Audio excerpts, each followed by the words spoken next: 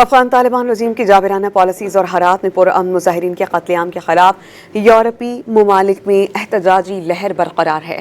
Sweden کے دارالحکومت stock home میں سینکڑوں افغان مہاجرین طالبان رجیم کی پالیسیز اور خواتین پر مظالم کے خلاف سڑکوں پر نکل آئے، پلیکارڈز اٹھائے۔ مظاہرین نے طالبان رجیم کے خلاف نعرے بازی کی اور عالمی برادری سے فوری ایکشن کا مطالبہ کیا۔ افغان مظاہرین نے سویڈش حکومت سے دو ٹوک مطالبہ کیا کہ حالات میں افغان طالبین کی حالیہ گرفتاریاں صنفی امتیاز کی بدترین مثال ہیں۔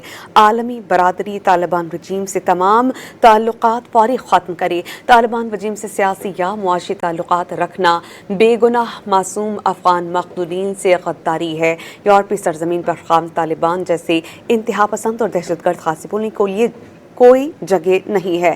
سویڈش حکومت اور یورپی یونین افغان طالبان رہنماؤں کے یورپ داخلے اور ویزوں کے اجراء پر فوری اور مکمل پابندی عائد کرے۔ عالمی تنظیم ورلڈ لبرٹی کانگریس نے افغان رجیم کی حالات میں مظاہرین پر فائرنگ اور تشدد کی مذمت کی اور کہا کہ افغانستان میں خواتین اور صحافیوں کے خلاف جاری کریک ڈاؤن طالبان رجیم کا انسانی حقوق سے انکار اور بدترین جینڈر اپارتھائڈ کا ثبوت ہے۔